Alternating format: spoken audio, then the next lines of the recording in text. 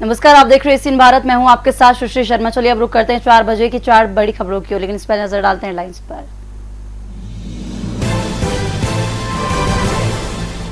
पहली खबर रायसेन से, जहां जन्माष्टमी पर रायसेन के 700 साल पुराने मंदिर पहुंचे सीएम। पूजा कर राधा कृष्ण के झांके पर फूल बरसाए।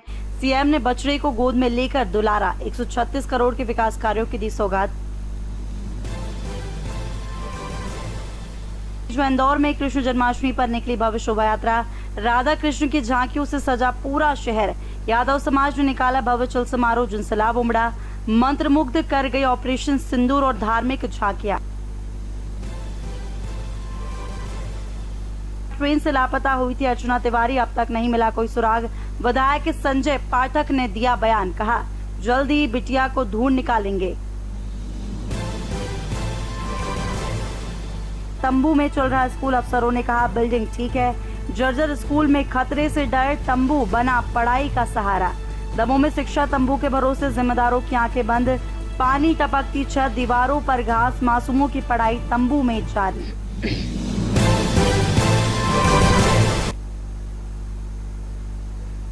पहली खबर रायसेन से, जहां जन्माष्टमी पर रायसेन के 700 साल पुराने मंदिर पहुंचे सीएम। पूजा कर राधा कृष्ण के झांके पर फूल बरसाए। सीएम ने बछड़े को गोद में लेकर दुलारा। 136 करोड़ के विकास कार्यों की दी सौगात। दूसरी खबर इंदौर से, जहां देश भर में मनाई जा रही श्री कृष्ण जन्माष्टमी। इंदौर के प्रसिद्ध गोपाल मंदिर में आकर्षक साज सज्जा की गई। सुबह से ही मंदिर में लगा हुआ है भक्तों का तांता। मंदिर में भगवान कृष्ण का आकर्षक श्रृंगार देखने को मिला। तीसरी खबर कटनी से है, जहां ट्रेन से लापता हुई थी अर्चना तिवारी, अब तक नहीं मिला कोई सुराग। विधायक संजय पाठक ने दिया बयान, कहा जल्दी बिटिया को ढूंढ निकालेंगे। चौथी आखिरी खबर दमोह से है, जहां तंबू में चल रहा स्कूल, अफसरों ने कहा बिल्डिंग ठीक है। जर्जर स्कूल में खतरे से डर, तंबू बिना पढ़ाई के सहारा। दमोह में शिक्षा तंबू के भरोसे, जिम्मेदारों की आंखें बंद हुई। पानी टपकता है, दीवारों पर घास है, मासूमों की पढ़ाई तंबू में जारी है।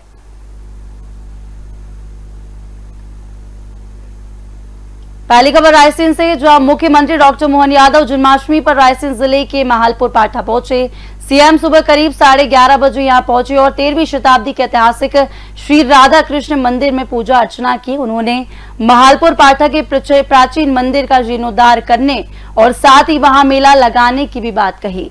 इसके बाद श्री कृष्ण पर्व महोत्सव और लीला पुरुषोत्तम प्रकोत्सव में शामिल हुए और मंच पर उन्होंने संबोधन भी किया।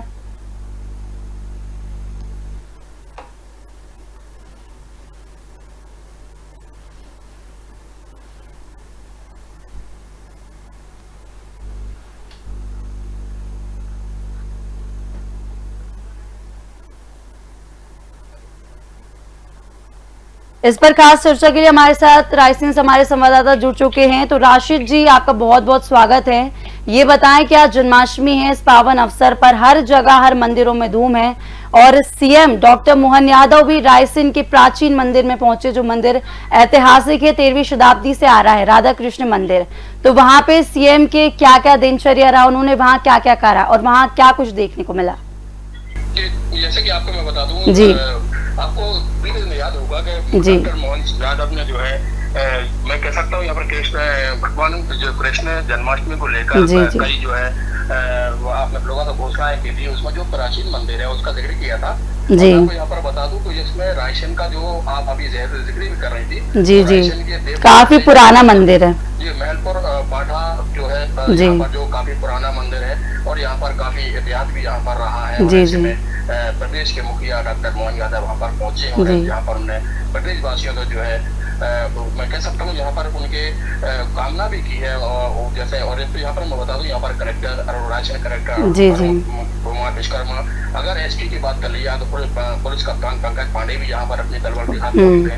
अगर जिक्र कर लिया जाए यहाँ पर तो जो रायसेन जिले के प्रभारी मंत्री है, जहाँ जो आपको पता होगा जो मछुआ कल्याण एवं मत्स्य विभाग उनके पास है, वो भी वहाँ पर पहुंचे हुए हैं। और अगर बात कर ली जाए स्वास्थ्य राज्य मंत्री की तो नारायण सेवा मौजूद है। अगर स्थानीय विधायक की बात कर ली जाए, राशिद जी, मेरा आपसे अगला प्रश्न यही रहेगा जो आप बात कर रहे हैं कि इस दौरान कई मंत्री विधायक भी सम्मिलित रहे, तो उन्होंने संबोधन में क्या कुछ कहा और मंत्री जो रहा उन्होंने भी संबोधन दिया या फिर मुख्यमंत्री जी ने ही संबोधन में कुछ कहा? आपका सवाल दोहराइए। जी, मैं ये पूछना चाह रही हूँ कि इस कार्यक्रम में मुख्यमंत्री जी ने कई बार संबोधन किया, इसमें कई मुख्यमंत्री रहे, विधायक मौजूद रहे, तो संबोधन सिर्फ मुख्यमंत्री जी ने किया या फिर उन्होंने भी संबोधन में कुछ कहा? संबोधन की बात कर लीजिए जी, उनका जो दो था, जो प्राचीन मंदिर को लेकर था, जी, मैं कह सकता हूँ जो महलपुर बड़ा मंदिर है उनका काफी जैसे उन्होंने किया है, और यहाँ पर बड़ी बड़ी सौगातें भी मैं कह सकता हूँ जी, जी, और मैं अगर आपको यहाँ पर बता दूं, उन्होंने पूजा अर्चना के बाद जो है ब्रजवासियों के लिए मैं पहले जिक्र भी कर चुका हूँ, सुख समृद्धि की जो उसने कामना भी की है। जी, जी, बात यहाँ पर निकल को आ रही है मंदिर, यहाँ पर जो प्रदेश के मुखिया हैं उन्होंने मंदिर परिसर में जो है पौधे का जो कदम के पौधे का जो रोपण किया है। मुख्यमंत्री जो है सभी मंदिर गौशाला भी पहुंचे हैं वहाँ पर, उन्होंने जी, जी, बछड़े को भी खिलाया उन्होंने वहाँ इस दौरान। जी, जी, जी। तो राशिद जी, मैं ये बोलना चाहूंगा, मेरा अगला प्रश्न ये रहेगा कि जिस हिसाब से मुख्यमंत्री जी ने संबोधन किया, गौशाला भी गए, संबोधन में भी क्या कुछ कहा, और संबोधन में उन्होंने 136 करोड़ विकास कार्यों की सौगात दी, तो उस पर आप क्या कहेंगे? उन्होंने क्या कुछ कहा इस पर? जैसे अगर बारीकी से अगर उनका जिक्र किया जाए जी, जी, समय लग सकता है, लेकिन यहाँ पर बता दूं उन्होंने सरकार द्वारा जो चलाया जा रहा है जो है जो भी योजना है उनका जहाँ पर बखान किया है। जी, जी, सबसे बड़ी बात जो दिलचस्प जो आपने एशियन भारत को दिखाया जी, जो इसका जो इतिहास है, मैं पहली बार जो है एशियन भारत का दर्शक सुन पाएंगे। इस महलपुर पाठा में जो है 13वीं शताब्दी में जो निर्मित है, मैं बता दूं जी, इसमें जो मंदिर है यहाँ पर राधा कृष्ण और देवी रुक्मणी की मूर्ति एक ही श्वेत पत्थर पर बनी हुई है। जो जी, जी, यहाँ पर बताने जा रहा हूँ, क्योंकि हमारे दर्शक जी, जी, ये आपने बहुत अच्छी खबर दी, हमको भी अभी तक इसका जिक्र हुआ नहीं ना मालूम था। जी, जी, मैं बता दूं जैसा कि मैं अभी पहले जिक्र कर रहा था, ये मंदिर पर राधा कृष्ण और देवी रुक्मणी की मूर्ति एक ही श्वेत पत्थर पर बनी हुई है। और आप यहाँ पर मैं जिक्र कर दूं, इस मंदिर पर लगा एक शिलालेख है, इसके संबंध 1300 जैसा कि जानकार ने अभी जानकारों ने अभी एशियन भारत को बताया है, मेरी बात हुई है लगातार इस जो मंदिर का जो इतिहास रहा है उसकी मैं लगातार अभी जिक्र भी कर रहा था। तो जैसा कि मैं बता रहा हूँ 1354 जैसा कि बताया जा रहा है, पूर्व 1297 ईस्वी में जो है इस मंदिर का जैसा किए जाने की जब जो है जानकारी देता है। और मैं आपके दर्शकों को यहाँ पर बता दूं काफी इतिहास इस मंदिर का रहा है। और मैं आगे बता दूं मंदिर के पास एक प्राचीन किला भी है जहाँ पर परमार वंश के राजाओं का शासन रहा है, जैसा कि भारत को बता रहे हैं। और मैं और बड़ी जानकारी दे दूं, इस मंदिर का जो राधा कृष्ण जो मंदिर भी इसी काल का यहाँ पर बताया जा रहा है। मैं अपने दर्शकों को बता दूं यहाँ पर जो है बहुत बड़ा मेला लगता है मकर संक्रांति पर, जहाँ पे दूर दूर के लोग यहाँ पर आते हैं। और मैं और भी जानकारी यहाँ पर अपने दर्शकों और मुख्यमंत्री जी ने ये भी कहा कि और भी जगह मेले का आयोजन किया जाएगा कई जगह, और विकास कार्यों में उन्होंने जिक्र किया रायसेन, भोपाल, इन जगहों का विकास और करेंगे और गति से कार्य करने में लगे हैं, उन्होंने ये भी कहा। जी, जो मतलब जो मैं कह सकता हूँ भगवान से जो भी मंदिर है उनको जो उत्थान की यहाँ पर बात की है, यहाँ पर उन्होंने कई तरह की सौगातें भी यहाँ पर दी हैं। और जी, आप भी जानते हैं पूरे देश में जो है भगवान जो है मैं कह सकता हूँ यहाँ पर जन्माष्टमी का जो है आज माहौल है, और लोग इसमें सरोवर है डूबे हुए हैं। ऐसा दूसरी बात मैं अभी लाकर जो आपने थोड़ी सी बात मैं आपकी काट रहा हूँ, जी, जी, सबसे बड़ी बात जहाँ पर निकल कर सामने आ रही है, जी, जी, जानकारी मैं दे रहा हूँ, हो सकता है किसी अभी चैनल जी, जी, टेलीविजन ने इसकी जानकारी यहाँ पर ना दी हो, तो मैं अपने दर्शकों को जानकारी दे रहा था। जैसा कि मेले का मैं अभी मकर संक्रांति की बात यहाँ पर कर ही रहा था, यहाँ पर जब विश्व यात्री यहाँ पर होता है, ये मैं अपने दर्शकों को जो है जानकारी देता हूँ। इस मंदिर के पास इस किले में 51 बावड़ियां हैं, जैसा कि अभी जानकारों से लगातार मेरी बात हो रही है। 51 बावड़ियां, जो इसका इतिहास रहा है उसके इतिहास के बारे में मैं बता दूं, जो कि मोहन यादव यहाँ पर पहुंचे हैं। और इसमें यहाँ पर आपको बता दूं, इसके जंगल के पास में आपको याद होगा जैन मूर्तियां भी मंदिर की जी, जी, कई मूर्तियां हैं जी, जो जैन परंपरा के भगवान जो है आदिनाथ की मूर्ति यहाँ पर मिली थी, जो कि आपको याद होगा देवनगर जो बासी है कस्बा, उसमें यहाँ पर मौजूद है, विराजमान है। मंदिर के पास में शिवलिंग भी है, और यहाँ पर नंदी, गणेश और नाग देवता सहित नवरात्र की मूर्तियां भी इस मंदिर पर हैं। जैसा कि हम लगातार जिक्र कर रहे हैं, जो मैं अभी देवनगर के महलपुर पाठा के जो जिक्र कर रहा था, लगातार इसका बड़ा इतिहास यहाँ पर रहा है, और प्रदेश के मुखिया जो है सीएम मोहन यादव ने यहाँ पर दोहराया है। यही इतिहास इस मंदिर का यहाँ पर रहा है, जहाँ पर जो है प्रदेश के सीएम यहाँ पर। जी, राशिद जी, आपने हमें बहुत अच्छी जानकारी दी, और हमसे जुड़े रहने के लिए आपका बहुत बहुत धन्यवाद।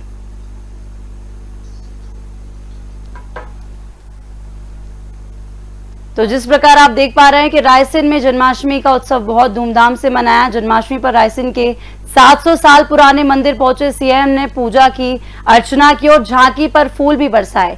सीएम ने बछड़े को गोद में लेकर दुलारा और 136 करोड़ के विकास कार्यों की सौगात दी। सीएम ने कार्यक्रम में संबोधन किया और कार्यक्रम संबोधन के दौरान उन्होंने 136 करोड़ के विकास कार्यों की सौगात दी और कहा है कि रायसेन भोपाल को वो और विकास क्षेत्र बनाएंगे और इसके लिए वो लगे हैं, लगातार प्रयासरत हैं।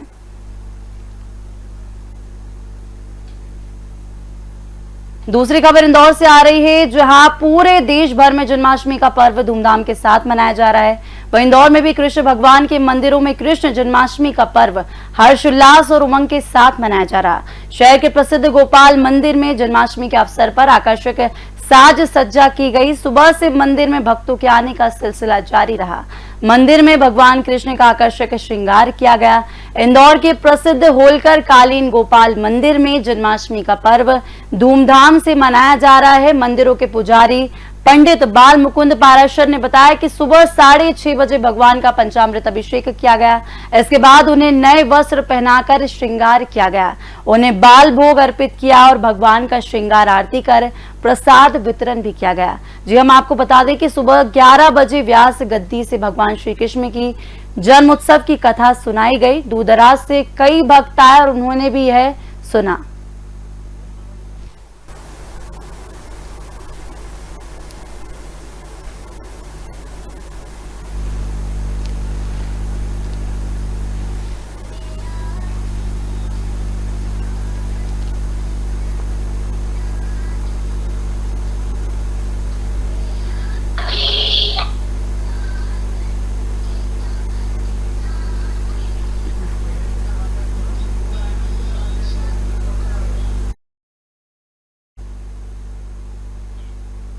तो इस पर खास चर्चा के लिए हमारे साथ इंदौर से हमारे संवाददाता अशरफ मंसूरी जी जुड़ चुके हैं। अशरफ जी, आपका बहुत बहुत स्वागत है।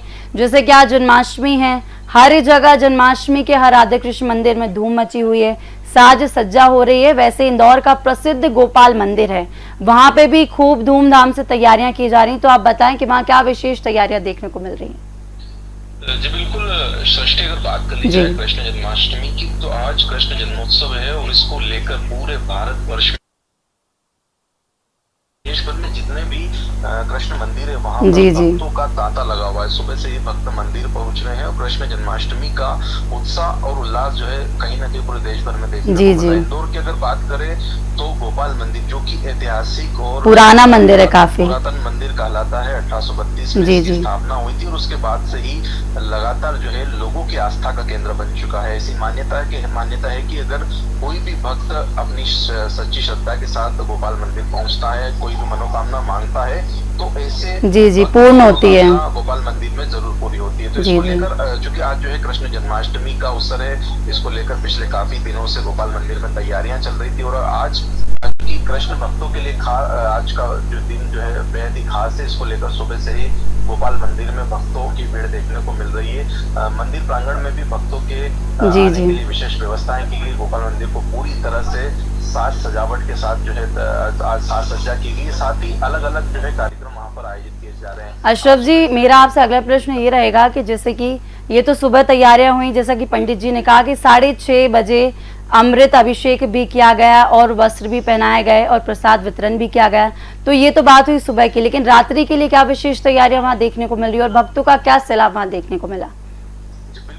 भक्त पूरी तरह से यहाँ पर कृष्ण भक्ति में लीन लग रहा है। भक्त सुबह से ही मंदिर पहुंच रहे हैं, रात तक ये सिलसिला जारी रहेगा और अलग अलग जो धार्मिक अनुष्ठान होते हैं मंदिर में, आज सुबह से जो शुरुआत उसकी हुई थी देर रात तक जारी रहेगी। आज देर रात में भी भक्त जो है मंदिर पहुंचेंगे और कृष्ण जन्माष्टमी के तहत मंदिर में जो उत्सव और उल्लास का माहौल देखने को मिल रहा था वो सुबह से जिस तरह से भक्तों के आने का सिलसिला शुरू हुआ था वो देर रात तक जारी रहेगा। देर रात में भी जो है 11 वैदिक जो पंडित है उनके द्वारा कार्यक्रम यहाँ पर आयोजित किए जाएंगे और मंदिर परिसर की अगर बात कर ली जाए तो विशेष तरह से साज सजावट की गई और मंदिर में आने वाले भक्तों के लिए विशेष व्यवस्था जी। अशरफ जी, जैसा कि बोला जाता है कि गोपाल मंदिर काफी प्रसिद्ध है और यहाँ पर जो भी मनोकामनाएं भक्त मांगते हैं वो पूर्ण होती है और कई दूर दराज से लोग आते हैं जैसे कि देश विदेश से, तो उनके लिए क्या विशेष इंतजाम किए गए? मंदिर में कुछ इंतजाम होते हैं या फिर वो खुद से अपने इंतजाम देखते हैं? तो इस पर क्या कहेंगे आप? बिल्कुल, जो कृष्ण जन्मोत्सव का अवसर है और गोपाल मंदिर की मान्यता है कि काफी पुराना ऐतिहासिक और होलकर कालीन मंदिर है, तो ऐसे में गोपाल मंदिर को लेकर विशेष मान्यता है भक्तों की कि यहाँ पर जो भी भक्त अपनी मनोकामना लेकर आता है तो उसकी मनोकामना जरूर पूरी होती है। तो ऐसे में कृष्ण जन्मोत्सव के मौके पर हर साल की तरह गोपाल मंदिर में भी विशेष कार्यक्रम आयोजित किए जाते हैं, जहाँ पर सुबह से ये कार्यक्रमों का दौर शुरू होता है जो कि देर रात तक जारी रहता है। क्योंकि आज कृष्ण जन्मोत्सव का अवसर है, इसमें बड़ी संख्या में भक्त भी मंदिर पहुंच रहे, तो उनके लिए विशेष व्यवस्था मंदिर प्रांगण में की गई। जो भी मंदिर भक्त पहुंच रहा है उनके लिए दर्शन की विशेष व्यवस्था रखी गई। साथ ही भक्त पूरी तरह से आज जो है कृष्ण भक्ति की भक्ति में लीन नजर आ रहे हैं। भक्तों का यही कहना है कि गोपाल मंदिर को लेकर उनकी विशेष मान्यता है, कहीं ना कहीं धार्मिक मान्यता भी है लोगों की, और लोग बड़ी संख्या में इस मंदिर को पहुंचते हैं। ऐसी मान्यता भी है कि जो भी युवती अगर यहाँ पर पहुंचती है और अपने शादी को लेकर या अपने बच्चे को लेकर किसी तरह की मनोकामना मांगती है तो उनकी मनोकामना भी इस मंदिर में पूरी होती है। तो चूंकि गोपाल मंदिर होलकर कालीन मंदिर है, ऐसे में लोगों की विशेष आस्था और विशेष मान्यता को लेकर भी बड़ी संख्या में भक्त यहाँ पर पहुँचते हैं। जी जी, अशरफ जी बहुत बहुत धन्यवाद, आपने हमें इतनी ज़्यादा इम्पोर्टेंट इन्फॉर्मेशन दी, उसके लिए बहुत बहुत धन्यवाद।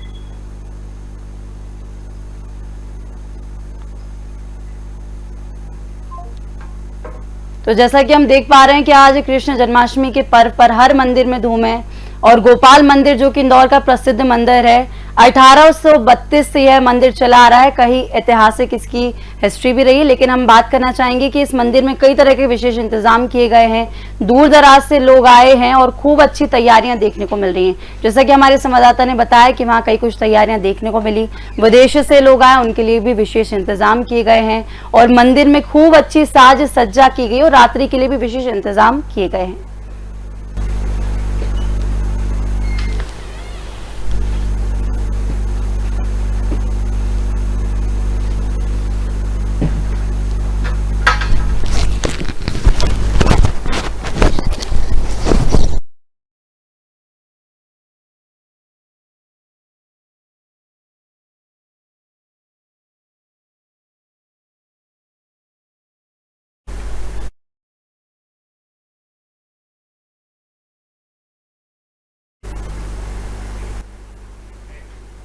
अगली खबर कटनी से आ रही है, जहां मध्य प्रदेश की कटनी की रहने वाली अर्चना तिवारी सिविल जज परीक्षा की तैयारी कर रही थी। वो इंदौर से कटनी जाने के दौरान रहस्यमय तरीके से नर्मदा एक्सप्रेस से लापता हो गई। इस मामले पर विधायक संजय पाठक का बयान सामने आया है।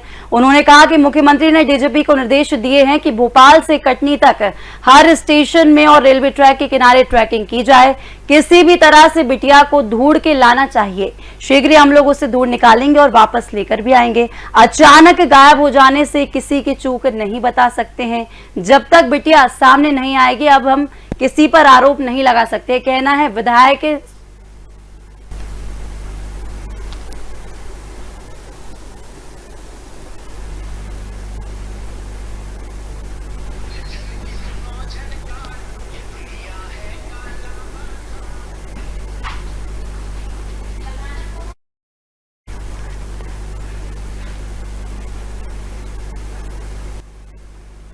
तो इस पर खास चर्चा के लिए हमारे साथ हमारे संवाददाता कटनी से जुड़ चुके हैं सुनील यादव जी। सुनील जी, आपका बहुत बहुत स्वागत है। तो हमें ये बताएं कि जो अभी पुराना मैटर जो कि कटनी की बिटिया रही है अर्चना तिवारी, जो कि इंदौर में रहकर सिविल जज की तैयारी कर रही थी और वो लापता है, तो इस पर विधायक यादव जी का बयान आया है, पाठक जी का बयान आया, तो उन्होंने इस पर क्या कहा, आप बताएं। जी, आपको बताना चाहूंगा कि अर्चना तिवारी को जिस तरह से गायब हुए आज है और पुलिस लगातार प्रयास कर रही है, और पाठक जी ने भी कहा है कि मोहन यादव सरकार के द्वारा डीजीपी को आदेश किया गया है कि भोपाल से कटनी तक के सभी स्टेशनों और आउटरों की सघन तरह से जांच की जाए और किसी भी तरह उन बिटिया को ढूंढ कर निकाला जाए, उनके परिजनों को पहुंचाया जाए। जी जी, मेरा आपसे अगला प्रश्न सुनील जी ये रहेगा कि जिस हिसाब से हम देख पा रहे हैं कि बिटिया काफी दिनों से लापता है, जो कि कटनी से थी और सिविल जज की तैयारी इंदौर में कर रही थी, वो ट्रेन से लापता हुई, तो आपको क्या लगता है कि इस पर किसी उनके ही परिवार वालों का हाथ रहा, दोस्तों का हाथ रहा? क्योंकि अचानक गायब हो जाना, वो भी त्योहार के दौरान, ये कोई बड़ी बात है। और विधायक जी ने भी ये कहा है कि हम जब तक पता नहीं कर पाएंगे किसी पे आरोप नहीं लगा पाएंगे, तो आपको इस पर क्या लगता है कि कौन सम्मिलित हो सकता है? एक अंदाजन आप बता सकते हैं? नहीं, आपको बताना चाहूंगा उनके परिजनों से और बातचीत भी हुई है और लगातार जी, इस जी। मामले में ऐसा कुछ सामने अभी तक तो नहीं आया है। जी, जी। उनके परिवारजनों का कहना है कि लड़की अपनी पढ़ाई लिखाई में ही ध्यान देती थी और बहुत ज्यादा दोस्ती यारी में नहीं रहती थी और बहुत लिमिट के ही उनके दोस्त थे। इसलिए ये कह पाना कि उनके साथ कौन शामिल है इस जी, मामले जी। में, इसमें थोड़ा सा दिक्कत होगी, क्योंकि तो इस कुल तरह मिला से के अभी कोई बात- जानकारी मिल ही नहीं पाई है। नहीं, अभी नहीं मिल पाई है। जी। जबकि आपको बताना चाहूंगा कि कमलापति जीआरपी थाने के द्वारा जी।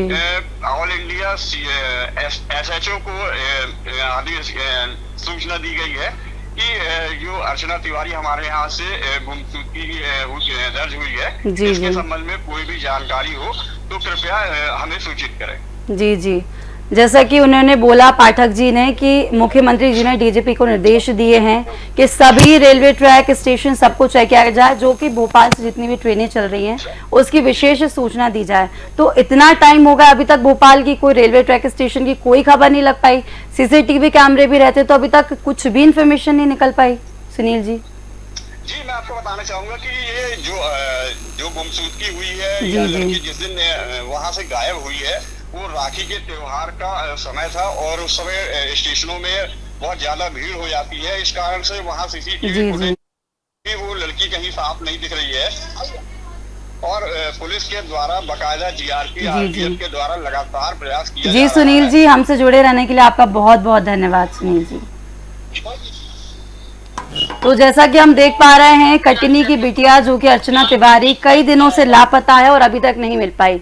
इस पर विधायक संजय पाठक ने भी बयान दिया है। विधायक ने कहा है कि मुख्यमंत्री ने डीजीपी को निर्देश दे दिए हैं कि बिटिया को जल्द खोज पाएंगे और जितने भी रेलवे स्टेशन है भोपाल से, उन रेलवे ट्रैकों का पूरा जायजा लेंगे, पूरा जानेंगे कि कहां से क्या हुआ है और उस पर इंफॉर्मेशन लाके और बिटिया को हम वापस लाएंगे।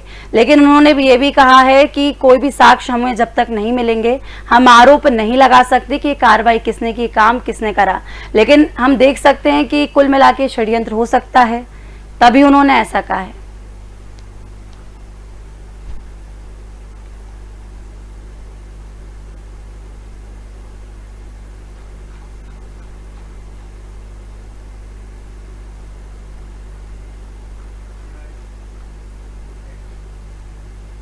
आखिरी खबर दमोह से है, जो एमपी में जर्जर स्कूल भवनों के बीच शिक्षा व्यवस्था पर सवाल खड़े हो गए हैं। वहीं हर दिन प्रदेश से अलग अलग तस्वीरें सामने आ रही हैं जो कहीं ना कहीं सोचने पर मजबूर कर रही हैं। कहीं बच्चों की जान जोखिम में डालने का काम हो रहा है तो कहीं बच्चे हर पल खतरे के साए में होने के बाद भी बस पढ़ाई कर रहे हैं। सूबे के दमोह जिले में भी हालात बदतर हैं। कई ऐसे सरकारी स्कूल हैं जो जर्जर हालत में देखने को मिले, लेकिन फिर भी इन इमारतों में मासूम बैठकर पढ़ाई कर रहे हैं। इस बीच अब जिले में एक तंबू वाला स्कूल सामने आया है। जी हाँ, तंबू में स्कूल जिसके अंदर जमीन पर बैठकर बच्चे पढ़ाई कर रहे हैं। ये हालात हैं हटा ब्लॉक के बिलाकला गांव के, जहां का मिडिल स्कूल बीते कई दिनों से इसी तंबू में लग रहा है। एक बड़ी सी पॉलिथीन को बांस बल्लियों के सहारे बांधा गया और इसके नीचे बच्चों को बैठाकर पढ़ाया जा रहा है। 1 से लेकर 5 तक की सभी क्लास एक साथ इसी तंबू में लगाई जा रही हैं।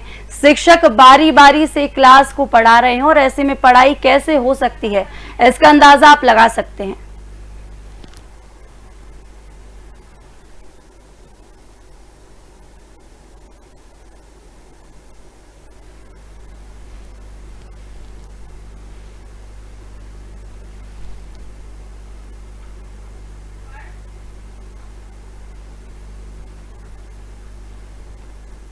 जैसा कि हम देख पा रहे हैं, दमोह के स्कूल की शिक्षा की हालत बहुत खराब है। तंबू में स्कूल लगाए जा रहे हैं। 1 से 5वीं तक के बच्चों को मजबूरन पढ़ाई करना पड़ रहा है, वो भी तंबू के नीचे।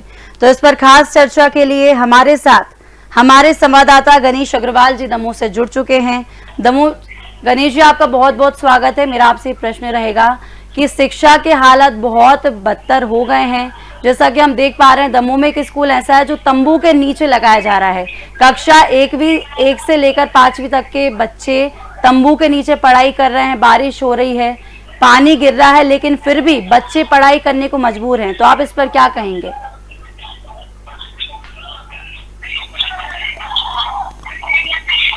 गणेश जी, आप सुन पा रहे हैं?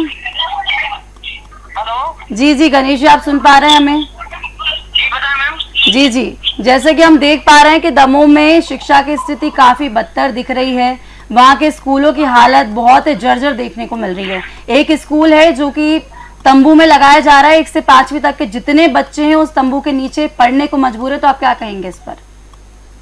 बिल्कुल, मैं आपको बता दूं कि मुझे का मामला है जहाँ पर हटा की बात ये सामने आई है, जहाँ पर हटा की एक स्कूल का प्राथमिक स्कूल का मामला सामने आया है, जहाँ पर कि तंबू लगा करके बच्चों को शिक्षा दी जा रही है। तो इस मामले में जब हम लोगों ने वहाँ पर जिम्मेदार अधिकारियों से बात की तो उसका उनका कहना था कि चूंकि ये बच्चे यहाँ पर स्कूल में पढ़ते हैं लेकिन उनको कक्षाओं के बाहर क्यों पढ़ाया जा रहा है। तो जब स्कूल के शिक्षकों से बात की तो उनका कहना था कि स्कूल की बिल्डिंग है वह जर्जर हो चुकी है और यहाँ पर बच्चों को पढ़ने में खतरा है। ऐसे में हटा बिलास का ये गांव है बिलाकला, जहाँ पर गांव के बच्चे पानी के नीचे। पर गणेश जी मैं आपको यहाँ पे बच्चे किसी भी दुर्घटना का शिकार ना हो, इस डर की आशंका के कारण यहाँ के जो प्राचार्य हैं, जो शिक्षक है, वह बच्चों को जमीन पर बैठाकर और एक तंबू लगाकर पढ़ा रहे हैं। तो गणेश जी, जैसे कि हम देख पा रहे हैं कि यहाँ स्थिति बहुत ही जर्जर है और किसी का, प्रशासन का तो इस ओर बिल्कुल ध्यान नहीं, क्योंकि अगर प्रशासन का ध्यान होता तो 1 से 5वीं तक के बच्चों को ऐसे हालात में पढ़ाने को मजबूर नहीं करते। पर आप ये बताएं कि माँ बाप का कोई इसमें रुझान नहीं, उन्होंने कुछ स्टेप नहीं लिया कि कोई स्टेप लिया हो कि वहाँ के पार्षदों से बोला हो कि शिक्षा विभाग से गुहार लगाई हो, तो इस पर आप क्या कहेंगे?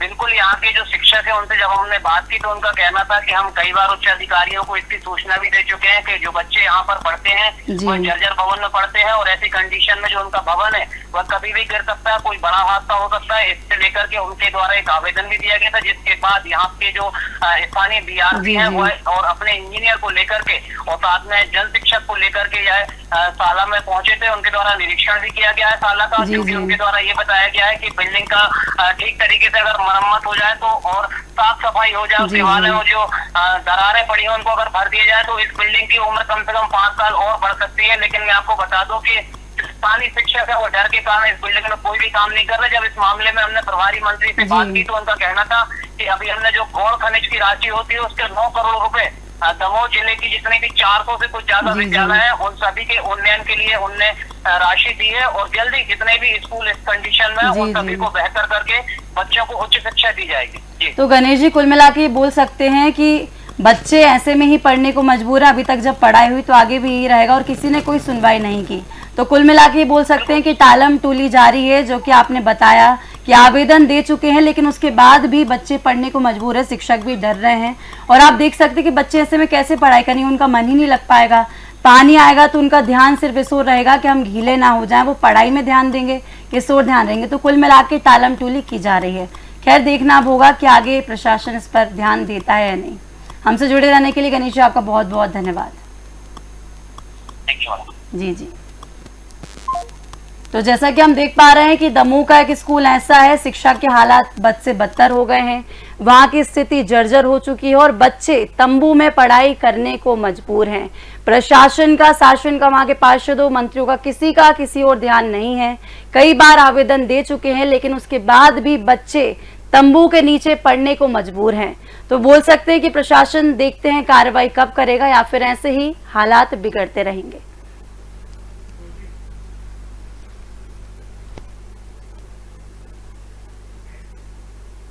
फिलहाल के लिए 4 बजे की 4 बड़ी खबरों में इतना ही। देखते रहिए सीन भारत। नमस्कार।